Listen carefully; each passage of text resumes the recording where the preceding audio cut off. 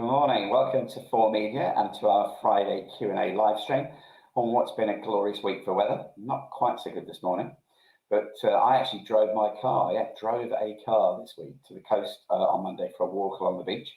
That's before they all got rammed. And it's strange how exciting such a little thing can seem after, 10 weeks or something, lockdown. But I don't think there are touches of normality, whatever that looks like, coming back into our lives. And perhaps things aren't looking as dark as they did a few weeks back. Here at 4Media, we've had a busy week, holding remote broadcast days, launching surveys, and gaining some great print and online coverage. Mostly we're all working from our living rooms, or in some cases bedrooms, I'd imagine, even to the extent of producing videos and podcasts. But this week we did actually have a couple of people in the office to coordinate a massive number of TV and radio interviews for one of our campaigns. Much easier with all in the studio and all the equipment, and it shows that things are moving forward. While we're in these strange times still, we're continuing to hold one of these live streams every week, each time with a leading light from a section of the UK media. A big thank you to all those experts who've been guests so far and given their time, but also to the hundreds, thousands of you who've supported us. And if you need our help or advice with anything at all, please get in touch with one of the team. For those of you who don't know me, I'm Alan Edwards. I'm the head of news at 4Media. I'm the former night editor of the Sun newspaper with a fairly long lifetime of Fleet Street under my belt. Between me and my team and Sam Dibley and his broadcast team, we have pretty comprehensive insights into the media, and we're here to help if we can. This week, we're doing something slightly different. I think we all know the value of research to brands for PR purposes or understanding consumer behaviour. And here at 4Media, it's something that's a vital weapon in our arsenal, both today and historically. So today we are lucky to have with us, fresh from being a bit of a star in a host of radio interviews, Ian Jenkins, one of Britain's leading research specialists. Ian is Global Head of Strategy, Insight and Intelligence at Intrinsic, which is part of the 4Media Group. He's a senior qualitative and quantitative practitioner with over 20 years' experience. You try saying that. Following senior research roles in the automotive industry, Ian has worked with many of the world's biggest brands, including Bentley, Subaru, Barclays, Camelot, O2, Disney, Goldman Sachs, Michael Kors, Agent Provocateur, Microsoft. There's lots more, but we only got 30 minutes. You all know the drill. Many people have sent questions in advance, which I'll put to Ian on your behalf. There's also a facility for you to tap in questions as we go, which will appear down the side of the screen. I'll do my best to get to those too. So it gives me great pleasure to go over to Notting Hill and say good morning to the research guru who is Ian Jenkins. Ian, good morning to you. Good morning, Alan. Yes, good morning to you. How are you? Yeah, very well, thanks. Yeah. So first of all, down to the nitty gritty, I think we all know a bit about qual and quant research, but can you give us your expert take on the main advantages, purposes of each of those? Okay, so qualitative research is a real sort of passion of mine. I think it's actually sometimes when it comes to public relations research is maybe undervalued or maybe underused, possibly because people think it's expensive and takes a long time, which isn't necessarily the case. But qualitative research, I think, is a foundation because it really enables you to try and get under the skin of what people are thinking and how people are behaving in ways which you can't do with quantitative research to begin with.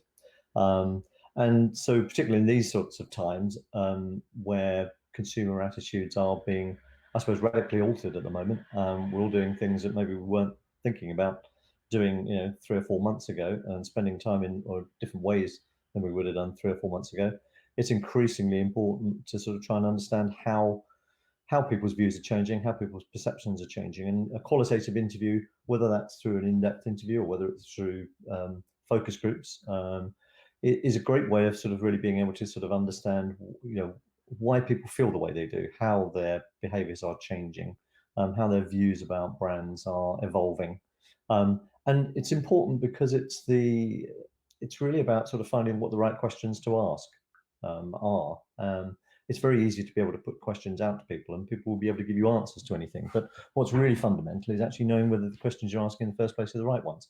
So that's very much a sort of an important building block, I think, for a lot of research, which then leads into quantitative research. And quantitative research is valuable in its own way because it does give us those figures, the data, the robustness, the reliability to be able to base strategic decisions on, whether that's for PR research or whether it's for other types of market research. So both of them are really valuable. Both of them have to be taken on their own merits and used appropriately. Is that a valuable tool to actually use them both for the same kind of purpose? Sorry, I just missed the front end of your question there, Alan. Can they be used in tandem? Do they actually fit well together in any sort of campaign that a brand might wish to run? Yeah, I mean, a lot of the research that I do and my team do combines both. Often qualitative research is the front end of that because it helps us understand, as I was saying, what the right questions are to be asking. Helps us to be able to think about what we should be asking people quantitatively. And then you will, often roll out a quantitative piece of research on the back of that because it will help you to be able to segment the market that you're talking to really make sure that you're quantifying the right type of questions, the ones that are going to give real insight and added value. So they're very much, we shouldn't think of qual and quant research as completely separate disciplines. A lot of the research that we do combines both, and increasingly is in combining both in lots of different ways. So we're using mobile research or mobile techniques, social analytics, online quant and qual to be able to get a sort of 3D picture of sort of people's behavior, because we do all think about things and behave in different ways depending on where we are and who we're with and what we're doing, and we need to sort of be able to throw a lens around that and talk to people and find out what they're thinking in those different situations. So very much it's about using those things together to give yourself deeper insight. So can you give us, the audience, an example of where a piece of research has really made a difference to a brand's understanding of its consumers? Well, there's a couple that spring to mind. We did a piece of research for Michael Kors, a very large piece of research across Europe with their customer base. Interestingly, in the retail sector, there's an awful lot of data about, what people are buying and what lines of merchandise people are buying. And in Michael Kors' case, they had huge amounts of quantitative data that told them, how much people were spending, what they were spending it on. They didn't have quite so much in understanding what the type of person was that was buying their apparel and products. And it's very easy to sort of do a quantitative survey to say, well, look, the breakdown of the audience is this, and there's so many from these particular income groups and social classes and everything else. But what we really needed to help them do was understand, what were the behavioral differences, what were the psychological differences between, in this case, predominantly women who were, buying luxury fashion items. And so we did a qualitative piece of research which sort of talked to a whole variety of people across their customer base and people that also buy in other brands, to sort of try and understand what the mindset was of fashion buyers. And from that, we were able to craft a very sensitive questionnaire that enabled us to then, without sort of like going through it in too much detail, do a lot of statistical analysis and regression analysis to identify certain types of typologies of buyer who would be more likely to sort of veer towards certain types of products in certain situations. But one of the really important parts of that was not just being able to do the research, but being able to help the client then develop a short algorithm that would enable their store managers in store to use a tablet or PC to ask a short series of questions in order to understand which typology that person fell into. So they could understand, for example, if they were talking to a customer who, maybe felt quite unconfident about their fashion choices, and that would typically sort of want the evolution of a particular line of fashion that they bought before. And so that would enable the store manager or the salesperson to be able to say, well, look, this is what you bought last time, and here's the next variant of it.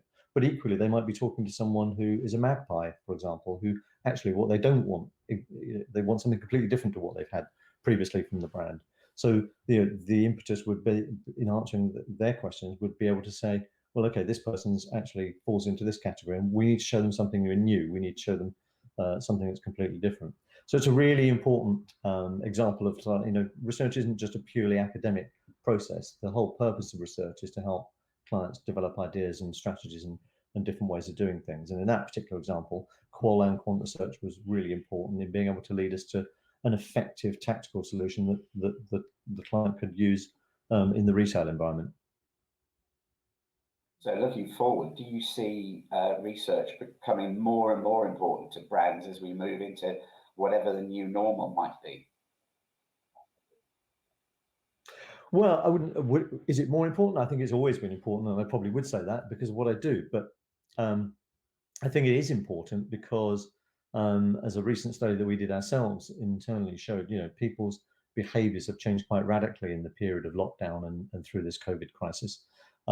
And so it's really beholden, I suppose, for brands and anybody who's trying to reach out to an audience to understand how people's views are changing, how they're what they will have to do to adapt to communicate with people and engage with people based on changing perceptions and changing attitudes. And we've seen already that through this process, or through this crisis rather, that people's attitudes towards things like money, entertaining, home cooking, gaming, all those things, and exercise and wellness and well-being, all those things in the home environment have changed.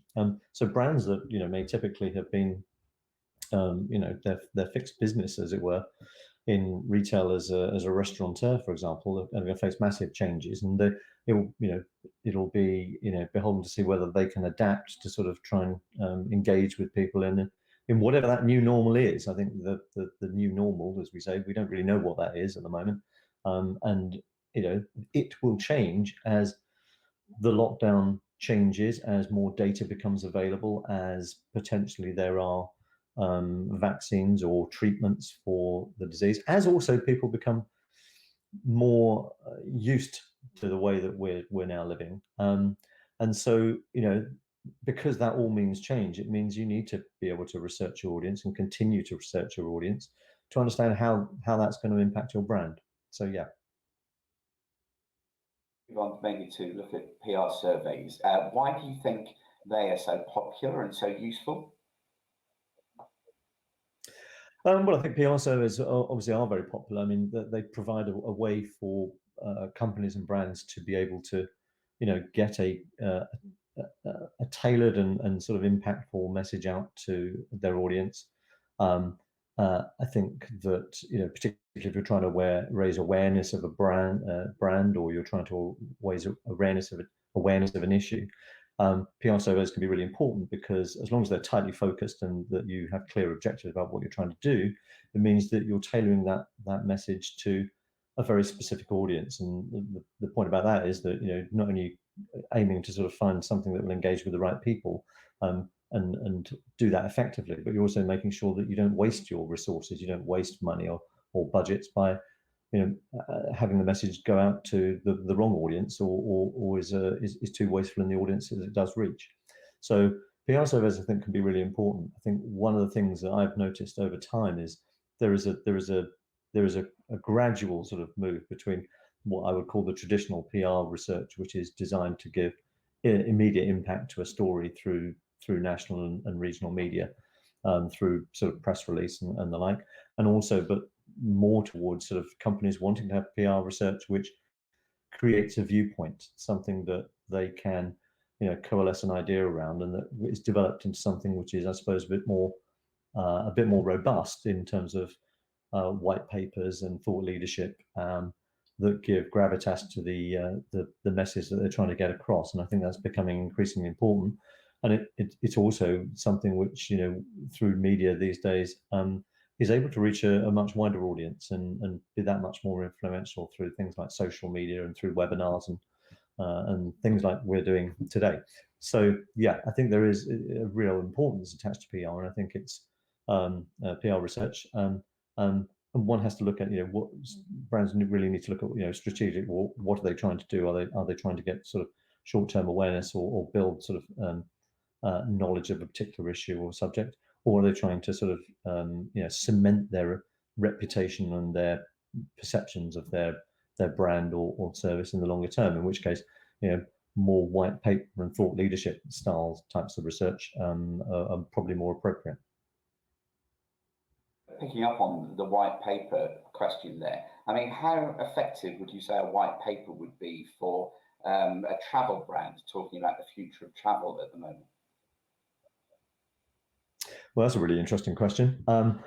Yeah, as we know, the travel industry and travel, hospitality are all facing very uncertain futures at the moment, and none of us know exactly at the moment what what the future of travel will be like. Clearly, for sort of airlines and hotels, I think it's really important, one, to give confidence to your customers and to your audience about the nature and the future of the business, and particularly to retain loyalty and engagement with your customers. But also, I think people want to hear from those brands about what their view of the future is going to be like, and so having something which is less about the sort of the tactical nature of trying to get a single message across. It's about having a viewpoint about your view on the future of travel, leisure, holidays, whatever it happens to be, and that probably requires something which is a little bit more in depth, and also because I think people want those brands in that area. I mean, it's important to be taken seriously and have gravitas, and so those sorts of pieces of research, I think, can be valuable in these uncertain times.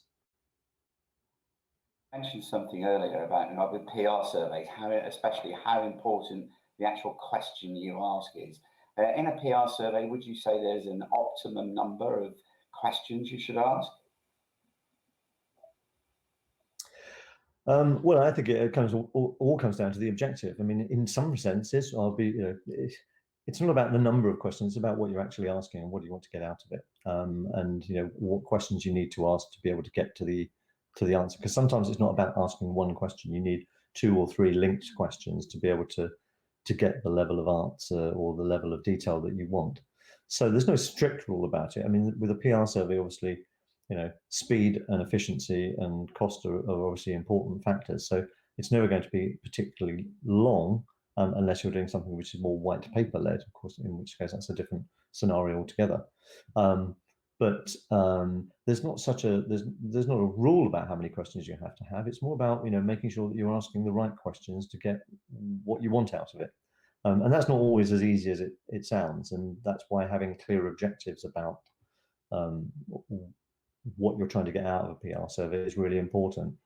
As I said earlier, it's very easy to ask questions and get answers, but if you don't really think it through in the beginning about what you're trying to achieve through your PR and communications, you can ask a whole lot of relevant questions which aren't going to really help you. You're much better ask really clearly thinking it through in terms of what are you trying to say through your comms and what is the right questions to be asking, which again is why some element of qualitative research is valuable too, because it helps you build those questions, but also we shouldn't underestimate the value of qualitative research in PR to provide flesh and living and breathing content for PR campaigns. And a lot of the research that we do is very visual in many ways, because actually a picture does tell 1,000 stories, and you can get a lot from the value of seeing and hearing what people say, which can add a lot of value to any story or any piece of research. And when it comes to actually presenting these results, how important do you think it is to maybe have somebody, an expert, to put results into context, really, when a brand is presenting these? I mean, I know that maybe lots of media would in many PR survey cases, would like a psychologist to comment on behaviours or an expert in a particular field. What's your view on that? Yeah, I think it can be helpful, and we've done it in a number of things, whether it's been PR related or more strategic. Excuse me. It's all about making sure that, again, you've got the right. Why are you bringing that person in? What type of expert, and what is it that you're valuing from their involvement? So we've done a lot of work in the sort of pharmaceutical field and healthcare field, where we have brought in not just psychologists, but we've brought in for work that we did for the NHS. We've around cardiology. We've brought in clinicians and experts to give opinion on not just the subject, but about how to build the research in the first instance, and how to approach it with a certain audience. And if you're using an expert to front a campaign or to give comment on it, that can be very valuable. And certainly in a lot of the white papers and more thought leadership work, I think it's really important to be able to have someone who is not directly related to who's conducting the research or to the brand, but some independent authority can give real gravitas to the findings that you're making. And of course, it then comes down to, well, who's the right type of expert or the right type of spokesperson to be able to deliver that, and trying to make sure that you get the right fit between the brand and the subject and the individual is really important. And it requires often a degree of thought about who's going to be the right person, who's going to be the right spokesperson. Doesn't necessarily always have to be the biggest name or the most important person in the field. It has to be someone whose commentary and whose respect or esteem on that issue is going to be seen and valued by the audience that's going to receive it. Question on the lips of most people watching is, and this might be asking you how long is a piece of string, is what kind of costs would you typically be looking at for a piece of quant or a piece of qual research? Well, yeah, that is a bit like a piece of string. Again, it really comes down to making sure that you define who it is that you really want to talk to. I've seen a lot of surveys over the years where people have not been rigid enough about defining who they want to talk to, and could have saved an awful lot of money by spending more time up front thinking about their objectives and the audience. And the answer to your question is, from a PR survey perspective, surveys can run from £2,000 or £3,000 for a short, quick survey, and strategic surveys like the ones we did for Michael Kors, like the ones we do internationally, can be six figures and upwards. So it really is a question of being very clear about what you need in your research and who you need to talk to and how you're going to talk to them. And so, yeah, it is unfortunately a bit like a piece of string, but inevitably there are always ways of doing it much more cost effectively than people maybe think in the first instance. And you need to be creative, and you need to be imaginative about how you build your research samples and how you talk to people. And I'm always one for actually I've said this to a lot of my clients, when it comes to Intrinsic and the work that we do within the group, it's not always about scale. It's not always about just how many people should I talk to, how many people can I talk to. Certainly with quantitative research, there's a reason for having numbers, but actually it's not about the absolute number. It's about the number of people you talk to relative to the audience you're trying to communicate with. So, as for a simple example, I mean, if you were talking about doing a survey in the healthcare sector and your target audience was, as we say, cardiologists or, cancer consultants or whatever, you wouldn't be talking to thousands of those people, because actually the relative audience of that group is small. So you wouldn't necessarily have to talk to very large numbers. And actually it's much more about what you get from the individual. So particularly in qualitative research, a lot of it comes down to making sure that you really think through the recruitment. Who do I want to talk to? Why do I want to talk to them? What are the characteristics that I'm looking for? Which means that, the more time you spend with an individual, the more insight and the more valued perception you're going to get from that person. And it's doing that sort of deep dive stuff with people is I think really important, because as you say, it's not just the questions you ask, it's what people are prepared to tell you. And the longer you spend with people, and the longer you have an engagement with them, people start offering up insights that you wouldn't have even thought about asking for, which turn out to be important. So it's a really it's something, as I say, I'm quite passionate about. That it's not always about scale. It's about how you use those people when you recruit them. I agree entirely. I think we find as well that quite often to get media interested, you would need in a PR survey, you probably need a Gen Pop survey of about 2,000 people. But if you were, say, interviewing cardiologists, then 100 or something, there would be a pretty wide spectrum of those of that branch of the population. So that would absolutely work. Yeah, exactly. And also, it is very much about sort of being able to segment those audiences and find the right sample size for particular groups. And there is a difference between doing business to business research when it comes to PR samples as it is to consumer research, where typically, as you say, you're looking at a Gen Pop sample of 1,000, 2,000, depending what the subject is. Whereas in a B2B PR survey, you could be looking at much smaller numbers. You touched, I think, on global surveys a bit there. What particular difficulties do they pose? Maybe in cost or just in logistics, and what's their value, and are they worth it?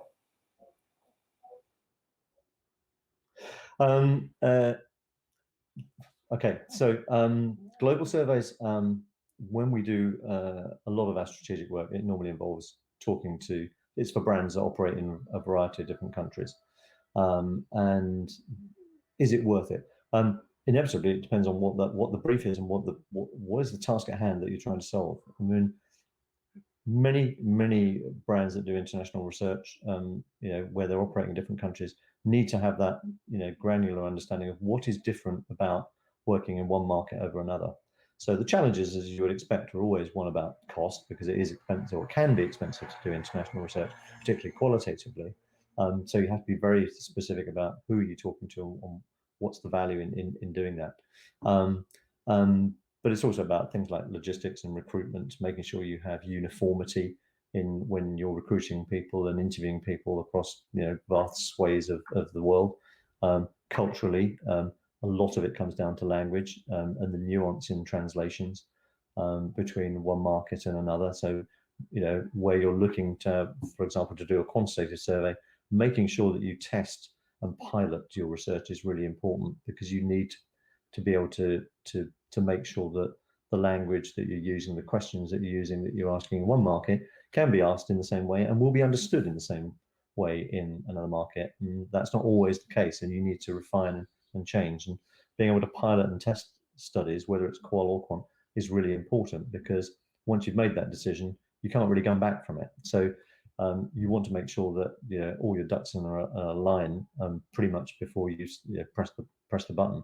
And so it's really important to be able to sort of do that have that extra level of rigor to it. So, but international research, global researches can be extraordinarily valuable for brands, particularly if you're operating across multi markets, in really understanding what really difference. And work that we did for Agent Provocateur on their brand, where they were trying to look at the what is the meaning of provocation, which is central to their ethos.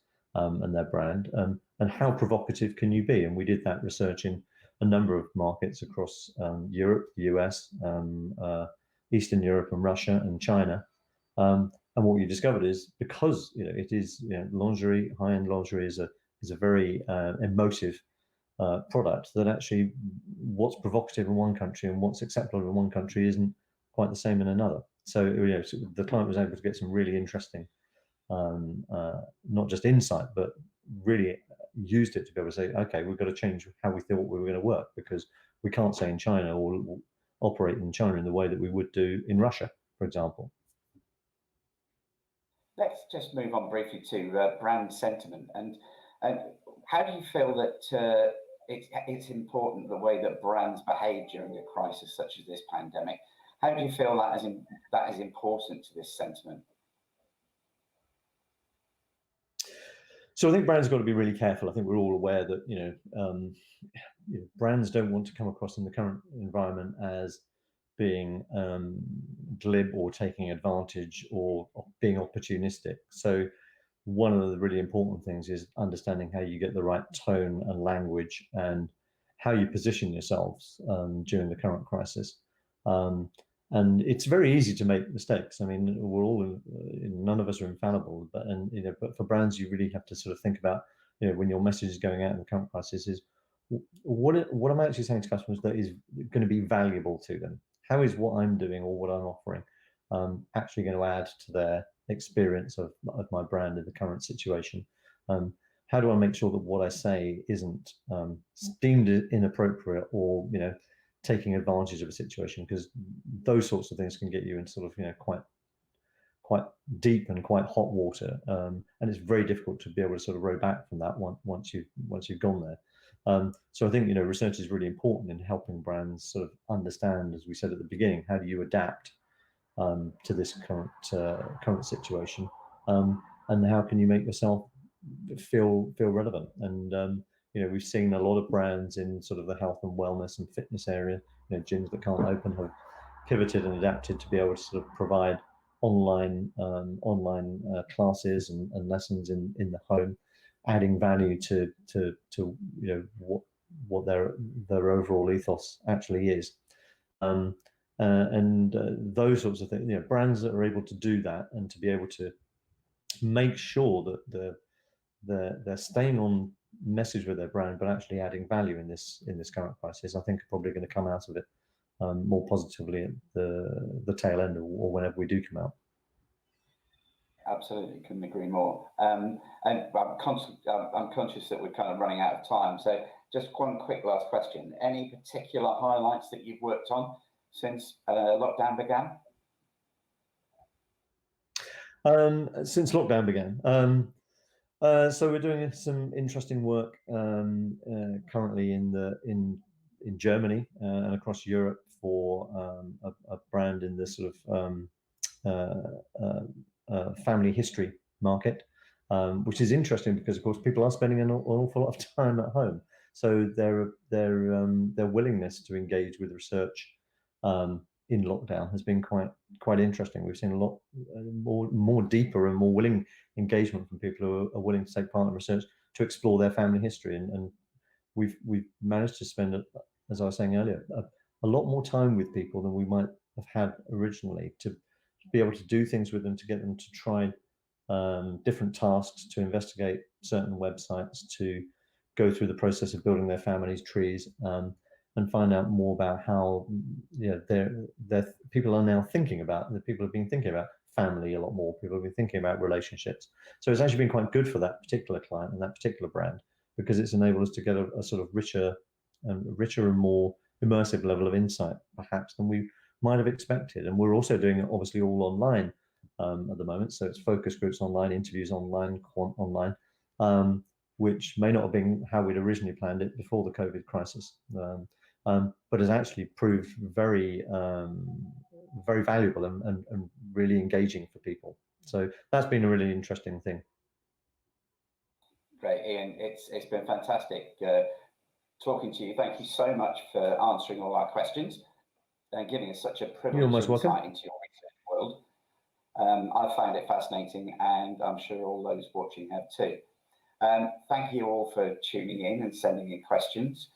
We really hope you found it useful. And remember, feel free to catch up with any of the team at 4Media if there's anything we can do to help.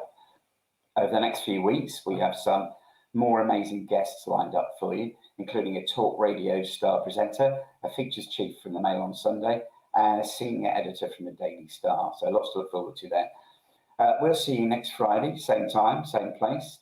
In the meantime, as ever, look after yourselves and stay well. Bye-bye.